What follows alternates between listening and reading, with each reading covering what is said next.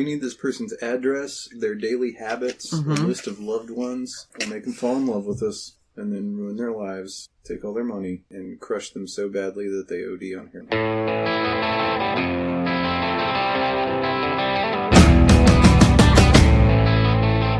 Hello, and welcome to this episode of the Alien Familiar RPG Podcast. I am Clayton. I'm KD. I'm Jordan. And before we get started, you can find show notes and more at alienfamiliar.com. You can email us at alienfamiliarmedia@gmail.com. We are on Facebook. We also have a Patreon. So if you enjoy our content and would like to help us out with hosting costs, any help would be greatly appreciated. Our topic for today, we actually have a request for advice from somebody who has listened to the podcast, and we're going to be addressing the request for advice, and then depending on time, we might spin off into talking about the topic of metagaming. But the question that we're going to be talking about comes from Kate. The message reads, "Hey there, I don't mean to bother you, but at some point, could I get your advice on a DMing issue in my game? I'm pretty new to the whole GMing thing, and I'm running the Lost Mine of Phandelver game from the D&D 5th edition starter boxed set. I'm running for this game for a group of brand new players on Roll20. 4 of them are strangers, 1 is a friend. I have quite a few things homebrewed and expanded to add little moments for each character. One of the players, though, I'm fairly sure he's metagaming or reading the original module. Last session, he did at least 4 or 5 odd things, such as asking about things I hadn't described yet, deducing things without much reason to know it, and other things. Nothing definitely stands out as him cheating, but enough that altogether makes me question whether or not he is. Maybe he's a nervous newbie who just wants to do things, quote, right, end quote, so he's reading ahead, or maybe he really did just figure everything out. I'm not sure. But I don't know what to do. It's still early, and I'd like to nip it in the bud if it is metagaming, but I don't know. You're the more expert DMs than me. What would you do in this situation?" Is this our first listener question? This is the first question that we have received from somebody who listens. How exciting. Thank you, Kate. Yeah, exactly. Thank you much for trusting any of us. I wouldn't trust me. There's a song by 30H. It says, "Don't trust a hoe. Don't trust me." And that's basically the situation, I would say. Profound. I know. That's wisdom for our generation. All right. So speaking of wisdom for our generation. Go ahead. Well, in going over this, there were a couple things that jump out right at me that kind of make it a little bit more of a complicated issue than just a cut and dry, we can give this advice on what to do and move on. One of them is that it's being played over Roll20. It's being played remotely. The question didn't state whether or not there is voice or video. I'm assuming that it's video, I'm assuming that it's voice because that's a whole lot easier way to do it on Roll20. But most people don't use video in my experience. So in that, it's hard to read a person. When you're sitting around a table with people in real life, you can really read a person and see basically on their expressions and kind of how they're thinking about things, whether or not they're actually sitting there taking in the things you're saying and just coming up with the right answer out of the ether, because there are some players who do that. Mm-hmm. You don't know because you can't see their eyes. You can't see whether or not the worst case scenario, they're sitting there as you're running the adventure and they've got on their monitor, they have the adventure up and they're reading along the box text while you are saying it. Yeah. Literally just looking at your shoulder at the computer screen. Another thing that jumped out at me in that question is that it's not clear what understanding all the players and the DM, Kate, are working under. She said that they're new players, but did that player say that I've never played D&D before? Did they say I've never played this adventure before? Because that gets into, is there a lie being perpetuated here? Or is this just, maybe an innocent misunderstanding or, somebody just, playing D&D wrong. I don't know. That would indicate a problem outside of the confines of the game. Yeah. In the question, they say that it's a new player, but, I mean, how new? Right. Maybe they've played one other adventure, and this particular adventure isn't in the D&D starter kit. Mm-hmm. Maybe they played the D&D starter kit before. Yeah, if you're going to play a D&D module, odds are pretty good that this is going to be the first one. I don't know, in 20 plus years of playing D&D, I've probably played less than a dozen actual printed modules, and we played 5e for a long time now, but I've never played Phandelver, so I don't know. But yeah, especially with Roll20, since all that stuff is already there in module form, if this person's played 2 or 3 other games, odds are good they've played this one. Mm-hmm. So the issue of whether or not, well, we cannot know whether or not this person is cheating based on the information that we have. Mm-hmm. If they are cheating, then we're going to have some advice. But if they're not cheating, but the DM makes this accusation that maybe they are, even if they're right, they're going to lose the trust of the player. Mm-hmm. Because you never know, you can't tell. If you accuse the player and you are right and they actually are cheating, you're doing this over Roll20, you're doing this over voice chat. They can just say that they're not. Mm-hmm. They can lie. You will never know, and you will have lost the trust of that player and possibly the other players at the table. Now, should this be a hostage situation? No, I don't think it should.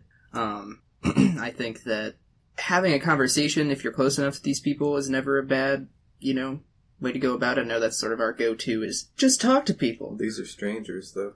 You can talk to strangers. You and I have both talked to strangers, Jordan. You're close enough, so it's going to be an awkward Yeah, but if you've been playing games with them for at least a couple times, you can talk to them frankly within the confines of the game.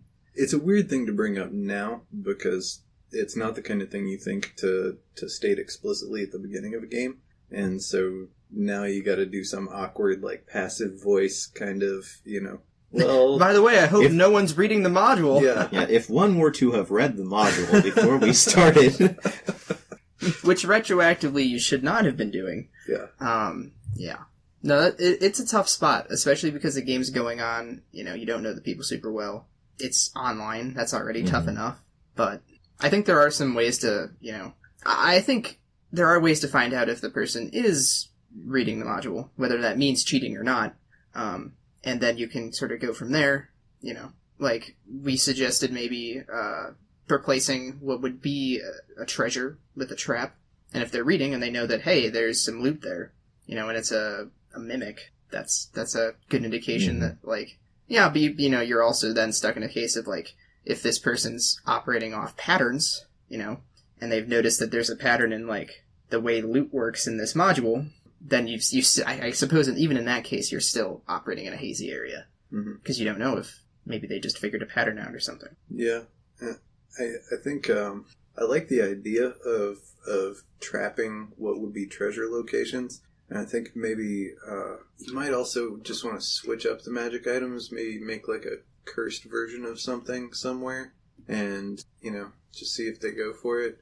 You mean like a bag of devouring where there's supposed to be a bag of holding? Yeah. I don't know if bags of devouring are in 5e or not, but I don't know, but they exist in every version of D&D for me, because I've used them multiple times on asshole players. They should be. They're the best. Yeah, I guess the thing to find out, though, is the intention. You don't want to just completely douche a player if they're trying to study up and be the best student in the class, and they're way into this D&D thing, and they just don't know that this is not the way to play. That would be horrible if you alienated a player who's that gung-ho just because of a stupid misunderstanding.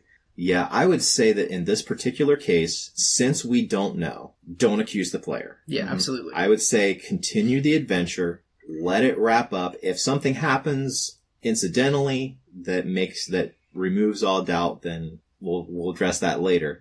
But for now, just continue the adventure. If you're running a module now, if you're thinking about running another module after this one, don't tell your players which one you're going to be playing.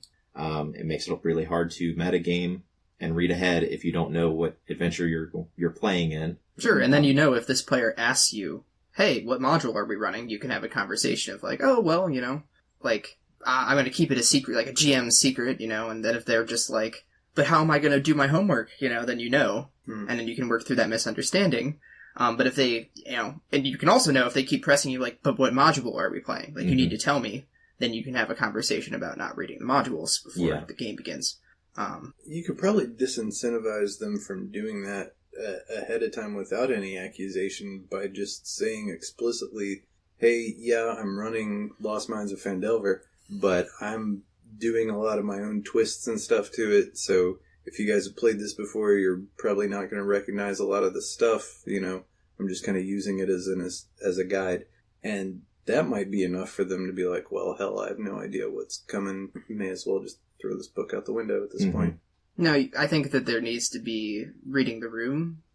We don't know how many sessions are left for sure, but like if this player is negatively impacting the rest of the group, whether it's through just, taking the challenge out of things or like having such a good nose for what's happening next that like other players are not really having a chance to like react or do anything, then maybe further action needs to be taken. But like if everybody seems to be having a good time, I would say definitely finish it out. When this podcast gets posted, how long will it have been since we got this question? It's going to be like 3 weeks. 3 weeks. Okay, so 3 sessions. 3 sessions, presumably thereabouts, have gone by.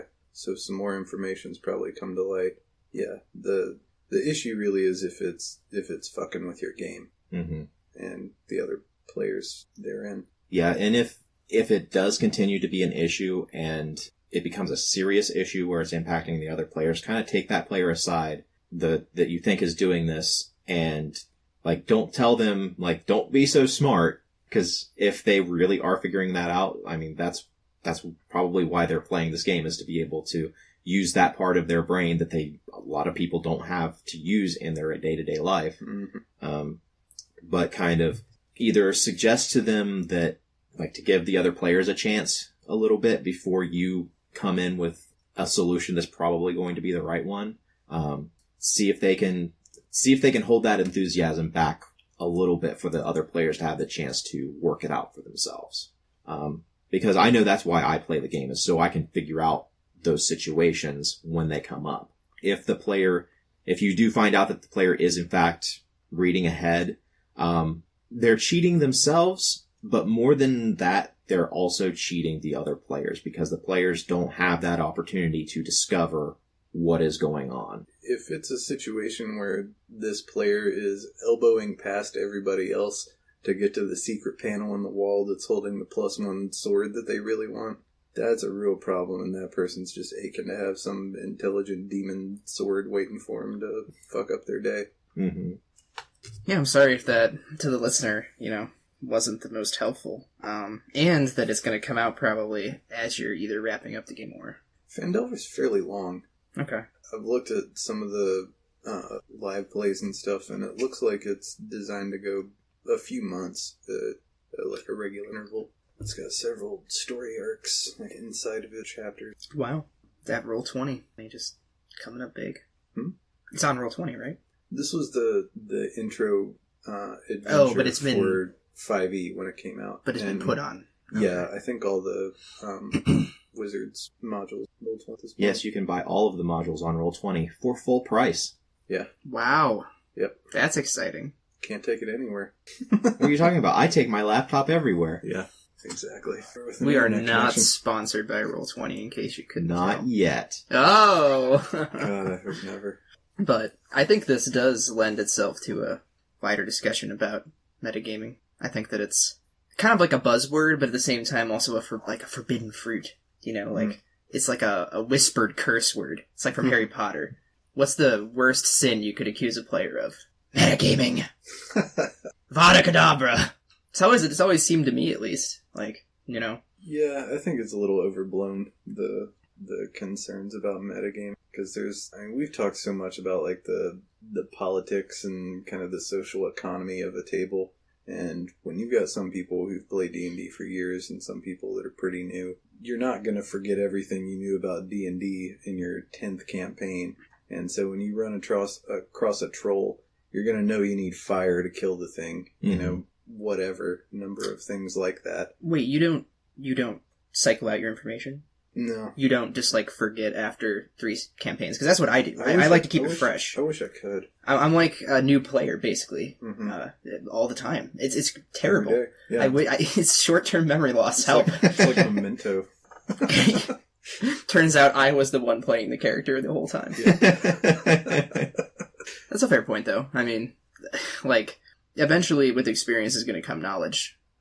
Now, can you as the GM, like, bullshit some ways around that? Be like, but these are trolls that are fire immune. They're water trolls. And you're just like, okay, well, Sure. whatever, that's fine. I think the biggest issue people have with metagaming comes from tensions that are not within the game. Mm-hmm. It comes from when 2 players are at odds. Maybe it is purely in the game, and maybe some of it's dribbled outside.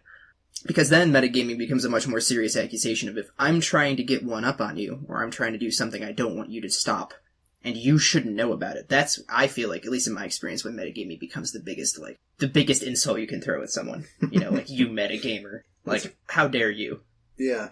Well, it's hard to have any kind of rules about things like this, though, because, you can easily say, well, my character heard a fairy tale about this thing, or my character met an old adventurer that had some crazy story about running into this monster, whatever. You can't expect somebody to make a knowledge X roll for, anything that they want to try. And you also can't expect a DM to come up with completely new content to overwrite this vast cosmos of Dungeons and Dragons that's been around for 40 plus years. So it's just part of learning the game, I guess. That's one of the reasons why I love playing bards, is because then I always have an excuse in character as to why I would know more about the world or about the monsters than what a typical person would. Mm-hmm. See, I feel like what we're discussing right now, though, is a, like, benign form of metagame. Like, I think there are, like, just like anything in life, there are, like, it's like a tumor. It's like a tumor, Jordan. Maybe a growth. Jordan, I'm so sorry. Maybe just a growth that we don't know is a tumor yet. Okay, that's a fair point. This is a bit of an off-color joke, for me at least, but, seriously, like, I think there's benign metagaming, and I think there's a more negative form more of it. malignant. Malignant, even. Like, just, here we go, sticking with that. Yeah. Yikes. Terminal. Terminal metagaming. Jesus fuck. Okay. That's the type of metagaming that it leads to you being ejected from the group. Yeah, stage 4 metagaming. Died of terminal stages of metagaming. But, like, right now, what you two are discussing is, like, speaking strictly in a fantasy context. You guys are like, not only have we been around D&D enough, but you're both nerds. You both, have knowledge of fantasy tropes and, like, creatures and stuff like that. And that knowledge is just never not going to go away. Mm-hmm. And I think that, would someone, a real stickler out there, make a call like, now your level 1 warrior who was, like, a city guard might not know about this. Maybe. But, like, I feel like a lot of people will hand-wave that. And I think that that's sort of a benign form of metagaming. I think another benign form of metagaming is when you're outside of the game as the GM talking with people about maybe, like, some stuff that's coming up that you're really excited about and maybe you can't play this week or something and you gotta get it out. I've had that. And you'd be like, don't metagame this, but, like, there's this really cool thing and I won't spoil all of it, but, like, these things might happen and, you have, like, you can share that excitement with someone. Mm-hmm. If you trust them enough to not take that information and run with it. But there are bad, like, more negative forms of metagaming, and I think that, like I was saying earlier, a biggest part of that is when 2 PCs are in conflict with one another. If, for whatever reason, it has come down to you need to try to kill this other person and you're the rogue, you're not going to challenge that barbarian to a straight-up fight. Absolutely not. You're going to try to kill him in his sleep, and the barbarian player is going to be super fucking pissed and might just be like, I stay up all night. Like, fuck you. Been there. But then the rogue gets mad of just like, you have no reason to think I'm going to try to kill you in your sleep tonight, and which is an absurd. Imagine having that argument, Stay up. I'll catch you tomorrow night, Conan. So I don't know. I think one of these days I'm going to play a character who always thinks that the other player characters are going to try to kill him in his sleep. Never sleeps. Just the most paranoid person ever. I'm always at like level 3 of exhaustion. And just the rings under your eyes start drooping. I think that's where it gets really unfortunate, because what I was getting at, all of I've said on this topic so far is that I think that metagaming gets blown out of proportion. I think we're all kind of in agreement on. But, like, there is negative aspects to it, for sure. And I think that, like, I really, PCs getting at each other is the biggest one. Or even if it's not a direct confrontation, a scenario of, I want to do something, someone in the party might want to stop me, I want to avoid that, and if it directly impacts the other player character, they might metagame a little bit and sort of. I don't think the stuff you're describing is necessarily stuff that's bad about metagaming. I think it's just bad shit that happens in role-playing sometimes that happens to be coinciding with metagaming for the purposes of these examples. You say sometimes, but the way I speak about it is that it happens not every game, but almost every game, I feel like. Well, I'm much less averse to party conflict than most people, so like I guess I'm not as worried about it. I think it is fucked up if you're fine with some party conflict happening and some players are, unfairly benefiting from some knowledge that they wouldn't reasonably have, then I think, DM as referee should do something to kind of, even the scales a little bit there. But worried about player characters as a point of policy. Well, I think as the GM, you end up in a situation where you're stuck in the middle because let me spin you a yarn here, Jordan. Spin it. Clayton already heard some of it before the podcast started, but most recently I was in a scenario in a game where one of the player characters, sort of a roguish character, was kind of going on a killing spree to try to frame someone. And they killed a couple, non-player characters connected to the party. And then at some point, when that didn't work for the framing, decided they were just going to try to kill everyone else in the party. And so the GM, who I had been talking to at the time, felt sort of caught in the middle of, do I let this person do this? Like, it's nighttime, they rolled a really good sneak roll, but he's going to try to kill all of you, And they felt stuck in the middle of, do I allow a little bit of metagaming, maybe allow you guys some warning so you can put up a fight to have some fun, or do you all just die in your sleep? And, I think that's a tough call to make. I think, if someone's acting out of control, going nuts, and this is an extreme scenario, I admit, but at that point, as the GM, do you allow a little bit of metagaming just so that people aren't going to have a bad taste in their mouth at the end of the day and be like, wow, we just got TPK'd by our own party member? What do you do? No, I'd allow skills to do what they're there for. I would, require some deception rolls, some insight rolls, some perception rolls, all the softer mechanics that are supposed to govern what people detect about their surroundings and the intentions of those within it. And, somebody's going to think something's up, most likely. And it sounds like a pretty elaborate ploy that this person was trying to pull off. I don't know how they've got the power to just, quickly kill a group of presumably even-leveled PCs just because they got the jump on them at night. Maybe they're collapsing a building on them or something, but whatever it might be, there's... this doesn't just come out of nowhere, Mm-hmm. This person's setting shit up. This person's he's got an axe to grind for weeks in advance.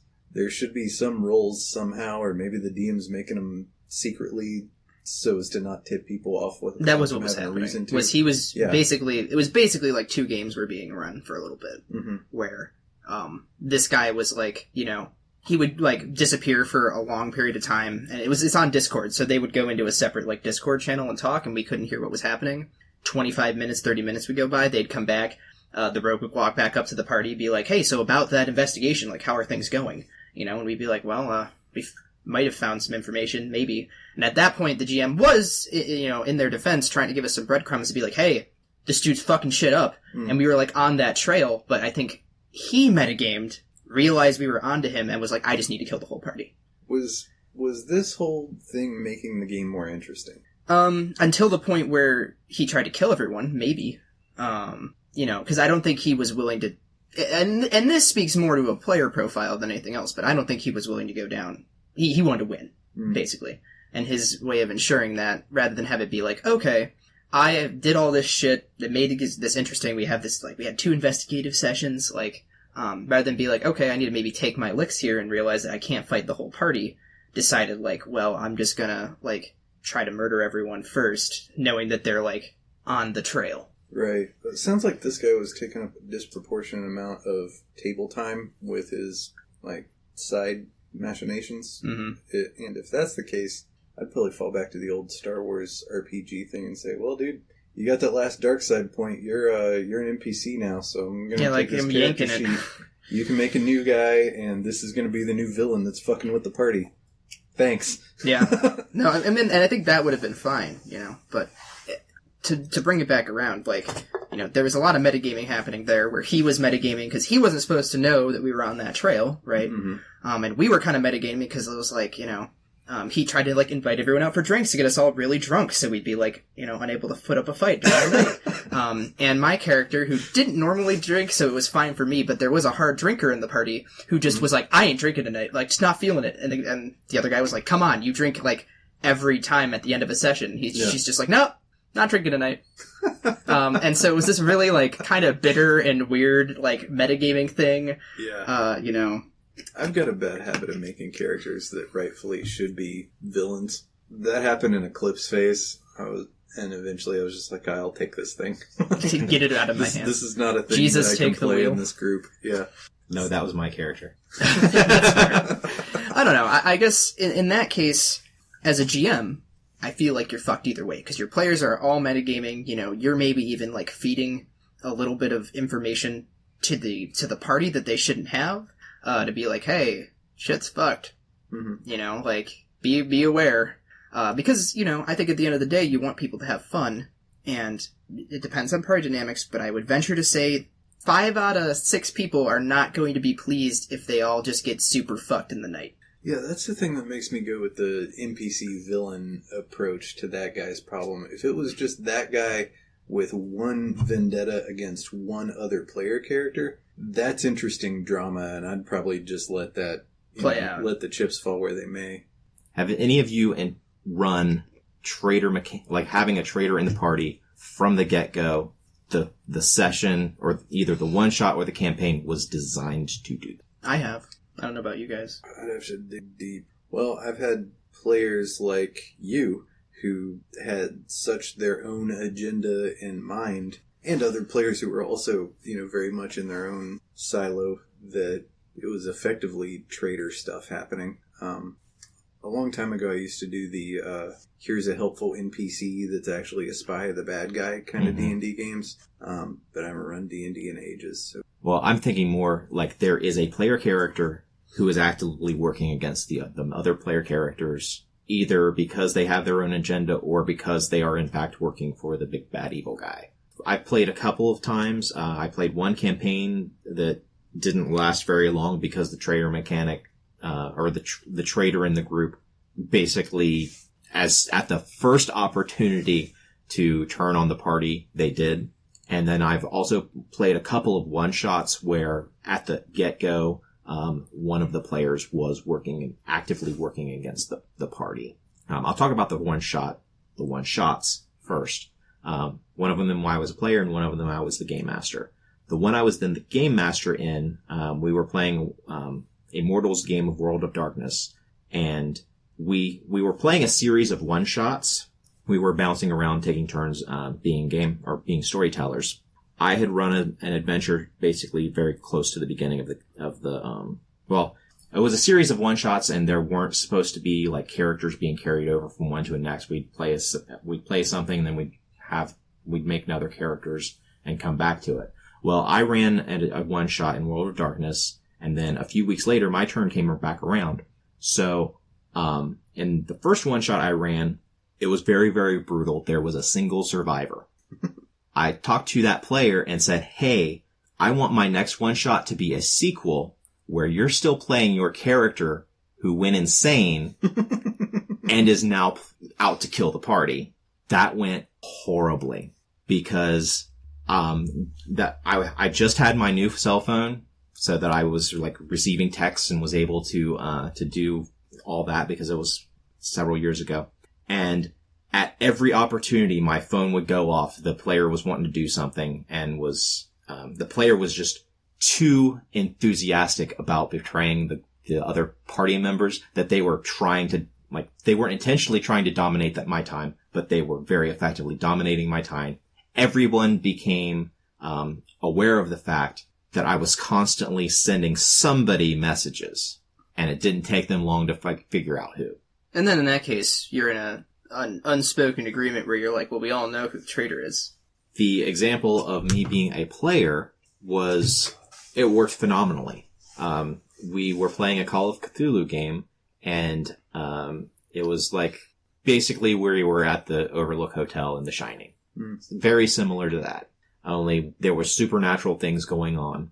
And we get toward the end of the session. Beth was in the game. Her character got killed. And it was just a 3-player game. So it was me and my brother-in-law. Well, now he's my brother-in-law. We were playing and we were trying to escape.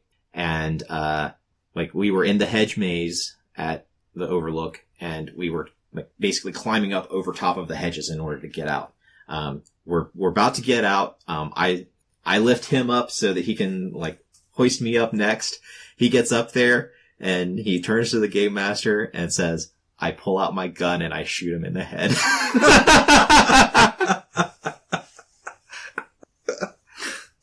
I love it. I imagine any relieving smile may have disappeared pretty quick there. Who was he working for? Like some cultists or something? He had been driven mad by the place. Awesome. That's great. He was, So good. he was, Jack Torrance. He was, Jack Nicholson's character in the end.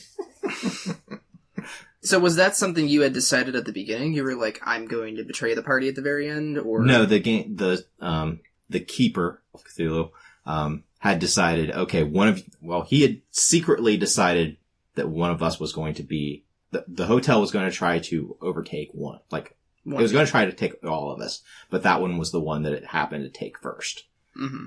Interesting. Yeah, I've had a couple, y'all were around for one of the games I ran with the Traitor mechanic, which was that Star Wars one-shot, because Kyle was an Imperial agent the whole time.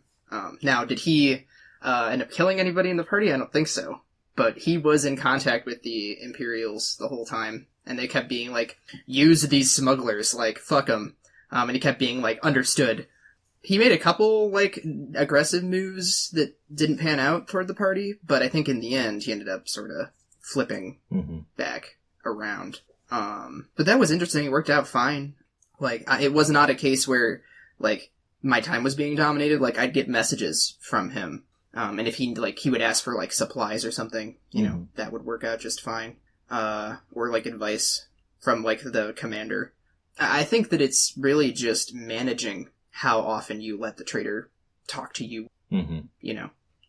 They need to be willing to know, they need to be enthusiastic's great, but they need to be gotta know when to hold them, gotta know when to fold them, gotta know when to walk away, gotta know when to run. But yeah, I think that you need to kind of chill out for a little bit.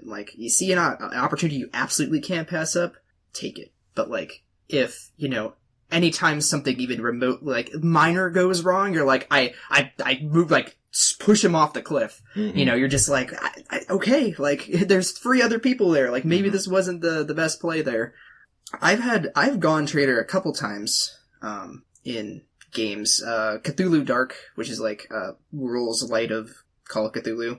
I had a couple characters that were driven to the point of near insanity, and so kind of lashed out, or everybody else went crazy, and so she just killed them all. But I feel that's, maybe more of self-defense, ? The only game I've been in a long-running one where I've been a traitor, was one that was, I don't know if this counts, and maybe you guys can come down and figure it out. Come down from your high perches, your ivory towers. Perhaps. But it was, a game in which, I had come in, made the character, expecting just to play one session, ended up getting drawn in. I've talked about the character before. It was the one that was most different from me. It was the really talkative guy, who was very confident. But I didn't have a backstory like everybody else did. And so, retroactively, we decided, what if, I was a plant from the big bad to, get into this rebel organization and, destroy it from the inside. This was a feels-good game, so, ultimately, I ended up not doing that. But, So we're joined by a KP. Yeah, hi. Just finished a last-minute tech support call, I guess. Hey, here's my nerd thing for the week early. Never use Square point of sale for your business. Don't do it. You're thinking of it? Stop. Don't do it. Use someone else. Anyone else. All right. Where are we at? What's going on? So we're talking about traitors to the party. Traitors to the party, huh?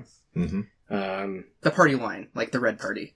We take them and we hook up we put the batteries to their nipples. That's what we do with the traitors. Well, I'll let you guys kind of get back to where you were and throw in my 2 cents once I get my change back. I understand you were playing a traitor Star Wars game. I did. I was. From the start, old Benny Secunda was designed to be working for the Imperials, and I cleared it with the GM. And even when trying to play a traitor, in the end, I ended up not being able to betray my friends. So that was fun. See, that to me is the best type of traitor game, is where the player is going to allow their character to grow enough that maybe he won't end up betraying the party. Well, that's still leads sort of back into what I was saying. That was what happened with my character, where, I didn't come into the game. It was like session 2 or 3 was when we were like, you don't have a backstory. Let's just make you a double agent. I was like, sure. But then, when the time to be the double agent happened, I was just like, nope, not doing it. And GMs were like, we're glad we didn't want you to. So that was very interesting. But I guess the only difference there was I was already much less likely to betray the party because it wasn't like I developed this whole character around being a double agent. It was just like, you don't have a backstory. It would make sense, I guess, for you to be just created for this sole purpose of infiltrating this rebel group. So I don't know if that's the same because there's also, we mentioned 11th hour traitors. Yeah. People that worked along with the party just fine, but then either because they wanted to shake things up or they're bored, or maybe they did have an in-character reason, Maybe they were given an offer they couldn't refuse. Exactly. They all of a sudden are just game time. I was about to say, I think I might agree with you, Clayton, that the most interesting traitors are the ones that still have character growth. They don't start out a betrayer and end a betrayer with, not allowing the course of the game, of the session or campaign to change them in any way. I guess if you have a traitor character who has a grudge and no action taken by the party throughout the course of damn it. I hit my wine glass on the table. So I'm drinking some peanut Grigio. So maybe no one has done anything to change your mind during the course of the session or campaign. And I guess that's up to you to, justify that. But if you have a stubborn desire to be a traitor just for traitors, just for the sake of being one, and you don't allow any growth to come into your character at all, it's dumb, it's boring. And as for 11th hour traitors, I don't know. It'd have to be a pretty serious thing. We've kidnapped your child and here's the kid's hand in a box and you want to see the rest of them alive? Well, betray your party. I guess some people would betray for that. I always think back when I think of 11th hour traitors too, and this has become a meme now about how often I talk about how much Lenina betrays people. But the Eclipse phase game that you and I were in, not that you ran, but that you and I played in, where at the very end of the mission, the GM was just tossing around, hey, betray the party invites to random people, and 90% of us said no, but Nina said yes, and was trying to remember throw acid onto people, and it was an hour before the game was over, and we were all just where is this coming from? What? That was a scenario in which I think she was a scientist, she was offered knowledge, so she took it. I guess I could see that. But it was just out of nowhere. Someone that works fine with the party, and then one offer of, further something money, and a further incentive, and all of a sudden you're just you know what, I kind of actually hated these people the whole time.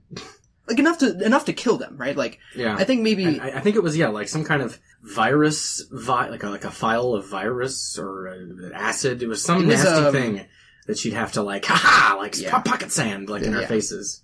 What is in Eclipse phase, the brain virus thing? As the only lore keeper of Eclipse phase. You must be referring to the basilisk hack. Yeah. Which cannot be tossed in a mere Bunsen burner crucible boiled down. What's the Erlenmeyer flask? There it is. You can't just pick up an Erlenmeyer flask of fucking basilisk hack, you plebe.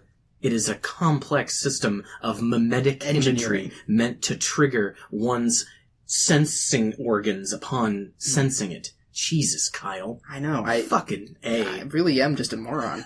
But I hate science. Don't get your children vaccinated. Is that like the CIA thing, like the Manchurian Candidate? Yeah, Kind of deal? it's a Manchurian Candidate. You know, you see a certain pattern, and it turns you into something or triggers some element of brainwashing. But in this case, it's a certain pattern that triggers something in all sapient beings to make them turn into the fucking not the Geth. That's Mass Effect. Titan? Yeah. To turn into Titan AI drones, basically. Also, please get your children. Oh yeah. No, you got to vaccinate them against measles, mumps, rubella, polio, basilisk hacks. Yeah, so 11th hour stuff, I think, can be hit or miss. You know, that story I was telling earlier about metagaming that led into this was a case of the player just feeling bored. And so, despite working just fine with the party for 99% of the game, decided at the very end that they, like, were either bored or they disliked the game, and so they just decided to try to take it out on everybody else. And, like, because that's what I neglected to say earlier, was, yeah, there was a lot of metagaming happening in that situation, but this person just arbitrarily decided, with no in-character reasoning, that, like, you know what, I don't actually care enough about these people to, like, want to, you know, keep things where they are. Like, you know, I'm gonna just start killing people. And you're just like, well, where is this coming from? So I think that is not a good traitor mechanic. I think that is a very poor traitor mechanic. Yeah. I find it very funny that GM sent texts to the party asking betrayal, like, to each of us. I'd forgotten about that.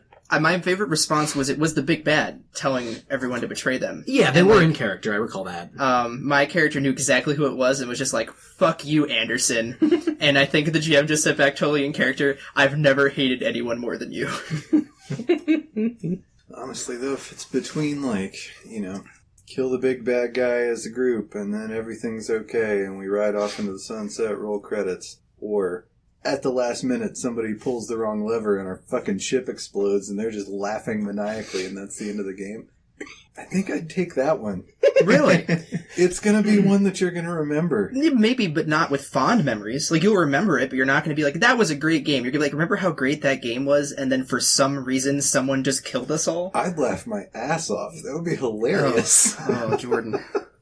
Ivory Towers, Jordan. Get back down here with the rest of us hard-working people. Man, I mean, you expect a game to go like the first one, you know? I mean, once you do this a gazillion times, it's like a Marvel movie, you know? There's some bad guy nemesis that's the mirror opposite of the main character, and then they get a little better, and then there's some big fucking fight that's, you know, on some flying thing, and we gotta get the MacGuffin. They win at the last beam minute. out of the sky. Yeah, and ta-da! And then you get to wait for the end credits. Yeah, and the king's like, thank you for saving this country. And then, like, some song by, like, ABBA plays. And, We did that Hey, again. did you know that all of ABBA's music is free Creative Commons to use on podcasts and various other things, not just podcasts? We can have an ABBA song as our intro, dude. No. Yeah. No. Yeah. like, The McElroys did it. I don't care. The answer is no. You're not disagreeing with my knowledge bomb. You're disagreeing with the idea of putting, and then the super trooper lights are gonna blind me at the beginning of our podcast. Right. Okay, that's what about in the middle? That's just like your opinion, man. And I hold the right to make executive decisions. All right. Anyway, Jordan, I think I agree with the monotony, like with breaking the monotony of, and it's why as a group we don't play a lot, and I guess we're not even playing right now. Hell, just standard sword and sorcery D&D by the book games, because you play enough of those, and it ends up being like the Marvel Universe movies. Oh, they're not going to do it. They're not going to beat him. No, they beat him. Tropes become cliche very quickly. I think that it has to do with investment level. Like, if it is just a straight-up dungeon crawler game and that's how it ends, I'd be much more okay with it, dungeon crawling, than I would be if it were, like, you know... This game that I'm referring to was one that had been going on for, like, you know, a year and a half, and everybody was very invested in, and then to all of a sudden have this turnaround It was the last session, right? Yeah. Everybody knew it was the last session. It was like, we had, like, 1 to 2 sessions left. It was depending on whether or not we could catch this dude. All bets are off at that point, as far Like- as I'm concerned. It'd be lame to derail a campaign like midway through just because somebody decided they wanted to, steer the bus off a mountain. But if everybody knows this is going to be the last thing, fuck it, man.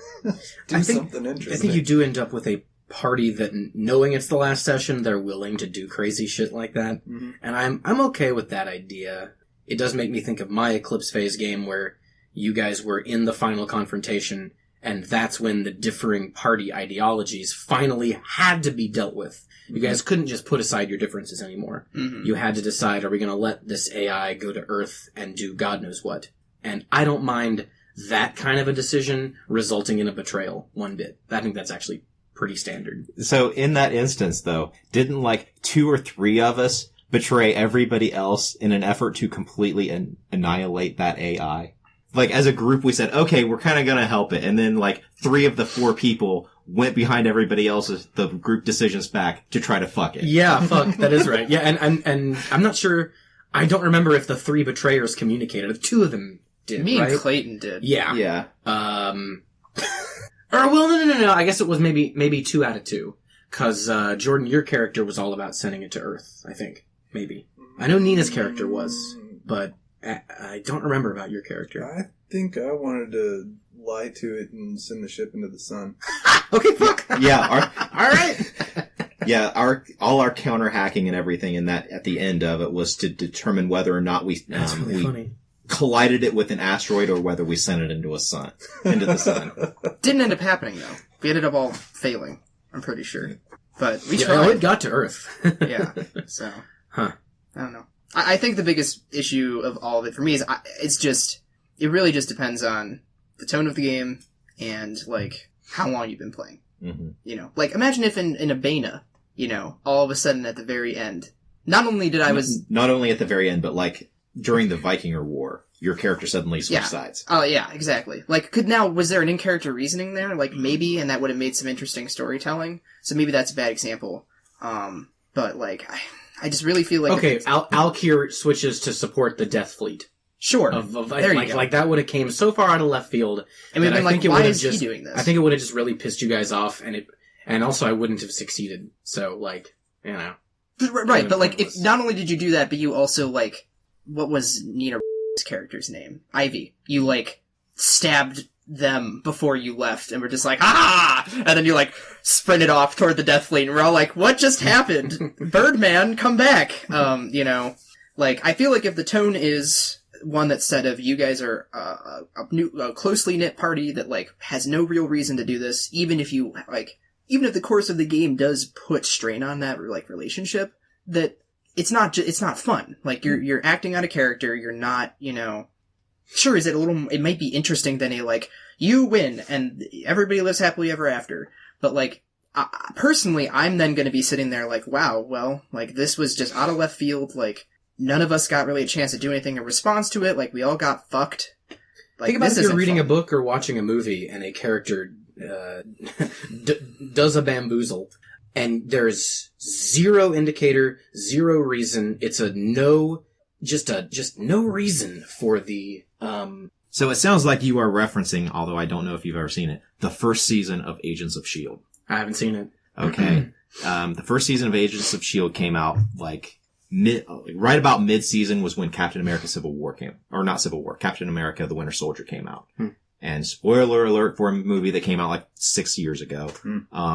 Hydra had infiltrated S.H.I.E.L.D. Fuck. No! In the Agents of S.H.I.E.L.D., when that happened, like, the week that movie came out, they had that twist happen in the show as well. And one of the characters was an agent of Hydra, and it was one of those, it came completely out of left field. It did not make sense for anything that had been established about the character so far, and then they had to backpedal over the second half of the season to explain why this character would have made this decision. Yeah. Dumb, not a good way of doing it. I think that if you are reading a book or watching a movie or whatever, and there's a betrayal, and at first you're like, shit, I didn't expect that at all. But then upon a rewatch or a reread, you're like, oh my god, there were totally seeds. Subtle seeds or clues here. That's cool. That people like that. I like that, at least. And And I think that's the way to do a betrayal in a game, is to let your GM know as soon as you realize, I want to betray. Tell your GM, work to, even though it might ruin your fun of springing the betrayal on people, work to make it so that with a good enough roll or a good enough deducer on the part of another player, maybe your plot could be discovered. Maybe not, but give them a chance. And then at the end of the game, when you spring your trap, and everyone's like, no, they will actually kind of have a fun conversation with you, you know, out of character once the game is ended, about like, yeah, I was leaving clues here, like, you know, Todd knew, fucking fuck you, Todd, like... Yeah, like he was, I think that works great, and I think that's why, like, NPC traitor mechanics can work extremely well, is because as the GM, you have, like, pretty much total control over that situation, so you can leave those breadcrumbs. I think with that, as cool as that is, like, you're really putting a lot on the player to, like, do, and they should be doing that. What I'm getting at is, will a player be as thorough and cool and efficient about that? Maybe people in this group, you know, but obviously the vast majority of the people who play D&D suck. They're awful. Yeah, Wait, you mean at D&D or as a person? Yeah, that's why this podcast has to exist. We have Yeah, we have to advise the masses. Right. Clearly. I think a next level betrayer operator would intentionally leave some clues to bait one person into calling them out, and then make that person look like the asshole in the eyes of everyone else, and slowly start splitting the group loyalty that way. Another example from media that I think did a really good betrayer thing was, I don't remember if it was season 2 or 3 of Vikings, where the character Floki was approached by a foreign king in order to basically betray Ragnar. Mm-hmm. And you think that he did actually start betraying Ragnar, and then you get to the end of another spoiler, you get to the end of the season, and they've been, like, the entire town has been playing this guy right the whole time. And it was actually hinted at because there was a character who was also, like, approached about betraying them, and that character went to Floki and said, can you keep a secret? And Floki just kind of giggled and said no. And that was the first hint that you got that, like, all these people were in on this, on this fake, double cross.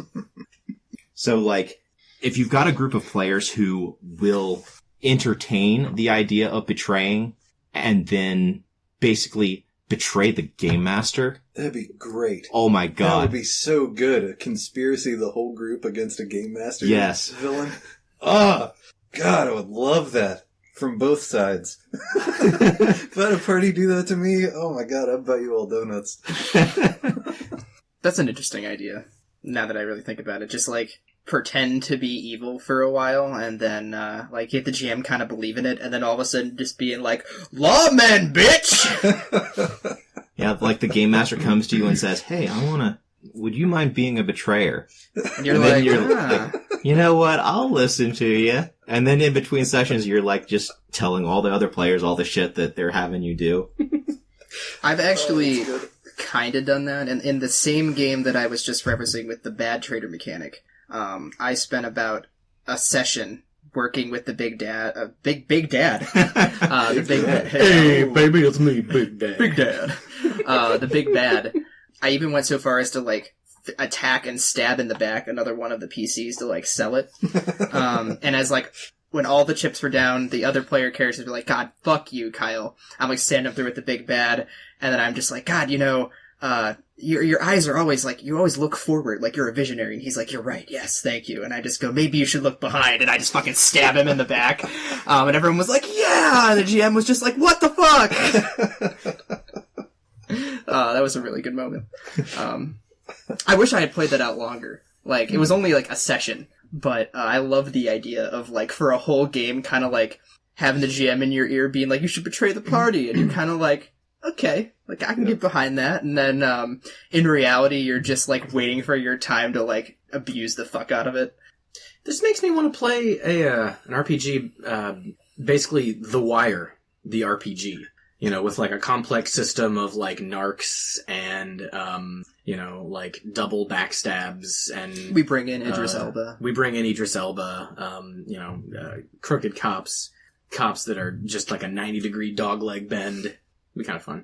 I don't know what system we play that in. Like Apocalypse, you mean? Apocalyptia works for anything. Oh. Check it out at apocalyptia.fuckyou. Buying that domain now. I was thinking maybe World of Darkness, just because of the decent social interaction. Yeah, Apocalyptia stuff has that's built zero. in. You can't play social World of mechanics. Darkness anymore. It folded. What? The White Wolf out of business. I hadn't heard that. What? You tried it? So I saw on a Thought it got RPG blog the other day. bought by Paradox, and they're That- still pumping shit that's out. the last time. That was a That while ago. That would mean that I guess Paradox shut the company down. Yeah, I think I'm right. I'll double check my facts before I spit something out into the air, but... So we're about an hour.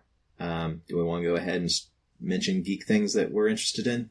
I've got several, actually. I'm going to break this up into... I'm going to talk about some of them next time, but have any of you heard of the sport of chess boxing? Yeah, it's they're the 36 chambers of play it. It's a Wu-Tang Clan reference. No. No, I'm talking about a real sport that is recognized in the Netherlands, where the first round is 3 minutes of speed chess, followed by 3 minutes of boxing, and you go a total of 8 or 11 rounds, starting and ending with speed chess. And if you KO the other person, you win. If you take their king, you win. Do you know when this sport started? I don't remember. It's been a few years that it came out. Well, the 93 album, End of the Wu-Tang, parentheses, 36 Chambers, there's a song called The Mystery of Chess Boxing. And I assumed that was just some bullshit that Wu-Tang Clan made up. But maybe that's the thing they were referencing. I don't think it's that know. old. Maybe the person who came up with it, was inspired by the song. That's really goofy. The other thing I've got is that there is currently a Kickstarter for Black 3.0. This is a competitor to Vantablack. Why does Vantablack need a competitor? Because one fucking artist owns the exclusive rights for using Vantablack. So there's a Kickstarter going on for Black 3.0, which is designed to compete against Vantablack for being like the blackest, like having, like absorbing the most light. The reason the Vantablack thing is only one person can use this material. And Anish this Kapoor. one artist. Yeah. It's the guy who created it's called, I forget the real name of it. Everyone just calls it the bean. It's that big chrome bean, like the size of a house in Chicago. Mm-hmm. Anish Kapoor is the artist who made that, and Anish Kapoor purchased, I believe, Yes. the exclusive artistic rights to Vantablack. Yes. Stuart Simple is running a Kickstarter right now for Black 3.0. This is going to be open for everyone except Anish Kapoor. So good. I'm really amazed that, of all days, Nina Richner isn't here today because, they idolized Stuart Simple for their work doing this.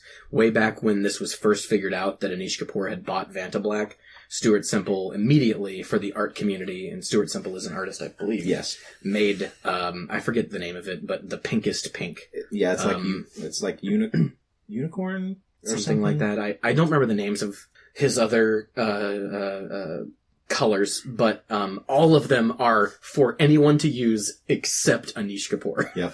Which is just great. On the Kickstarter, it says, by agreeing to back this Kickstarter, you are agreeing that you are not Anish Kapoor, you are not working for Anish Kapoor. To the best of your knowledge, Anish Kapoor will never come in contact with this item. That's so good. Pigment. That's the word I couldn't think of. They're technically pigments, and they can be used. You can buy them fairly inexpensively. Nina bought the pinkest pink and put it in hair dye. How the fuck can somebody own a color? I guess it's the process of creating Vantablack is a specific patentable process.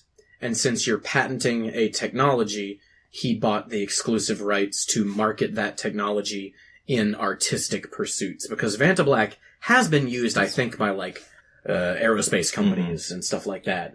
But I don't know, It's like how Jordan. medicines can get patented. It's the same way. How can someone own the world?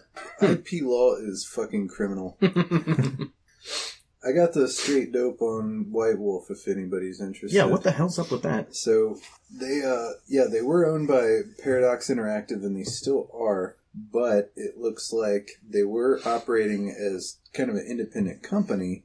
But as of November 2018, in this press release by Shams Georgiani, VP of Business Development at Paradox Interactive, they are going to be bringing in all the White Wolf Publishing stuff under Paradox Interactive. So White Wolf's kind of not a thing anymore. It's all Paradox now. And the reason for doing so has to do with this V5 Camarilla and Anarch books that had a section on Chechnya. I heard about that. Yeah, so I guess somebody got upset about some Chechnya shit, and damage control, they're deciding to roll that in. They essentially made light of the fact that a whole bunch of LGBTQA, whatever else all those initials are, people in Chechnya got fucking literally concentration camp murdered. Yeah. And in the book, the specific excerpt that may have been changed in latest versions, but at least as of a prototype, like alpha release, it was an official release, but I don't know if it was alpha or final version. It doesn't matter. There was a paragraph where they just said, oh yeah, and all of the LGBT people being rounded up and executed in Chechnya, that's just a smokescreen for a not blood bank. What do they call it in World of Darkness? Blood den. Blood feud. Blood. It's a group of humans. A group of humans that are enthralled and fed upon regularly, and you can just go there as a vamp and pay money or prove your loyalty, and you get to just feed for free. And so they're like, yeah, like this is a smokescreen. It's really just like vampires creating a thing to feed on, and they're like trying to just like trying to keep up the masquerade by saying it was the Chechnyan government killing a bunch of queer people. This is interesting. So this is the final step, I guess, in this ongoing fucking catalog of pure nightmare. Yeah, of like just snafus on the part of the White Wolf team for this last release, because they've been just beleaguered by people pointing things out that, immediately. So like the first one we've talked about in a different podcast, I think, was that a long time ago there was, I guess, like Nazi terminology and a supposedly there was Nazi terminology. I never saw. I read the sections. I didn't see it. Regardless, that was an alpha version, if anything at all. And immediately the team making it said, "Hey, Nazis, you're not allowed to play our game. Like, fuck you." And so that kind of was quieted. And then the Chechnya thing happened, and people were like, "Really? Again?" And last I had heard, White Wolf had said, "Hey, we're taking a very serious look at our, like, management team, essentially, to see, like, how this stuff was okayed." And so I suppose the answer here was probably the management team was all let go, and now it's all more closely controlled by its parent company, Paradox. This sounds... The guy who was running White Wolf there for a long time, like, was an admitted anarchist. So I would not put it past him to, like, intentionally put some of this stuff out there just to stir shit. Yeah. I have a feeling that White Wolf has not been and had never been infiltrated by Nazis or the alt-right. I have a feeling they just kind of don't care about the current media landscape of navigating, this kind of content, and they did not handle it well at all. And Paradox, being a corporation making money, was just like, all right, well, we're going to bring this closer to the chest and make sure our crazy RPG child doesn't make any more mistakes. The whole World of Darkness setting from the beginning has been that the world that normal people see is a complete lie, and all these horrible atrocities that go on are really evil supernatural forces at work doing some fucked up shit to humanity as a whole. But why now, in this one particular thing, because is this a problem? Because White Wolf is no longer owned by itself. Yeah. Yeah, that's probably the simplest answer. Effectively what they did is, like, deny a small-scale holocaust, which, on the one hand, I'm all about systems that are like, hey, yeah, that's fucking cyberpunk in a nutshell. Like, the world you think is real is something else entirely.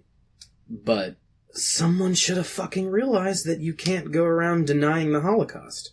You can't go around saying, hey, this smaller scale mass roundup concentration camp murder of queer people in Chechnya, that didn't happen. it's actually a vampire smokescreen. Like, but it's fiction. They're not making a positive assertion about the real world.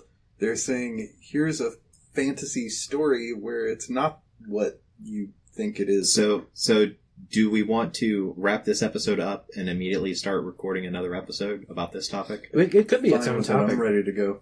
Well, let's finish talking about geek things. All right. Mine's brief, and I've mentioned it, I think, a little bit before. But holy shit, Ace Combat 7, it's out now.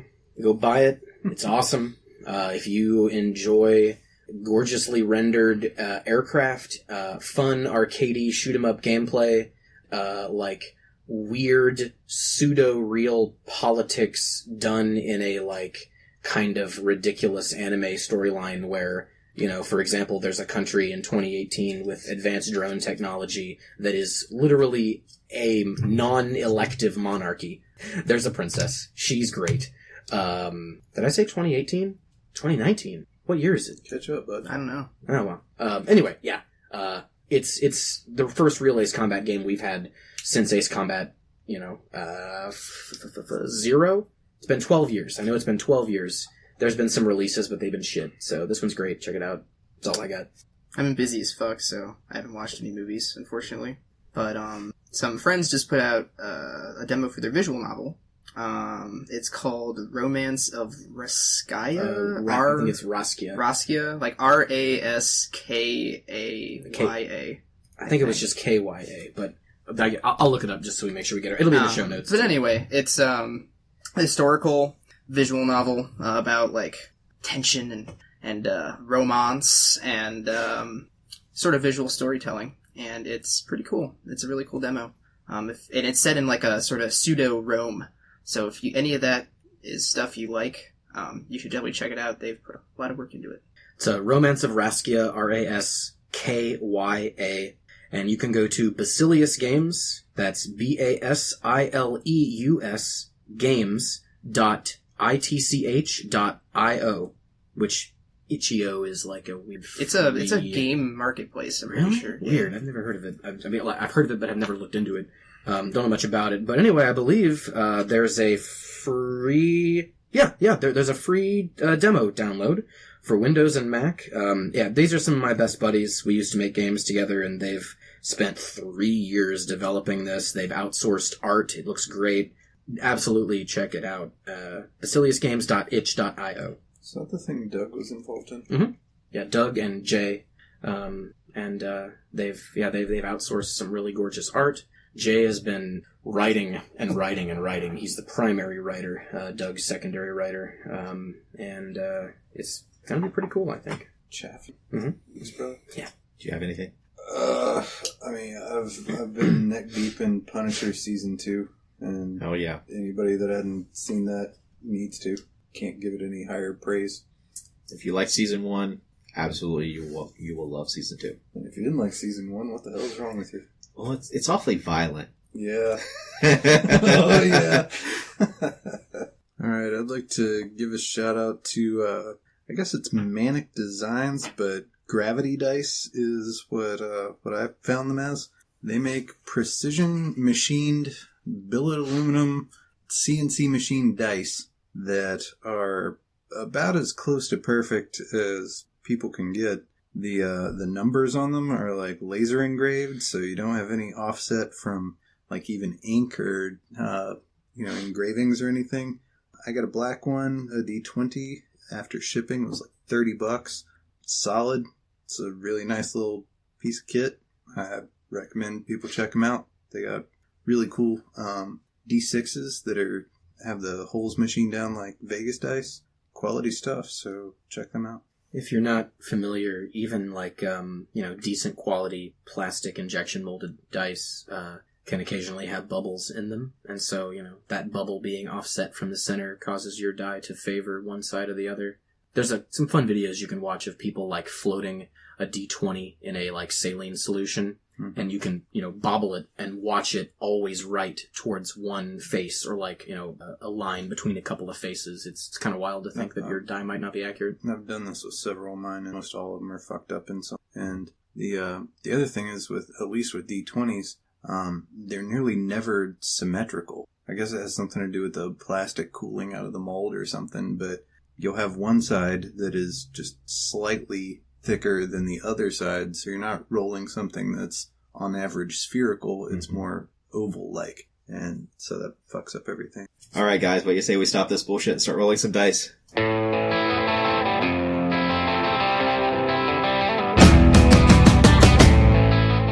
This has been a production of Alien Familiar Media. You can find past episodes and more at alienfamiliar.com. You can email us at alienfamiliarmedia@gmail.com. This production is protected under a Creative Commons non-commercial attribution, no derivatives license. Music for this episode is Suburban Outlaw by Forget the Whale and can be found at freemusicarchive.org.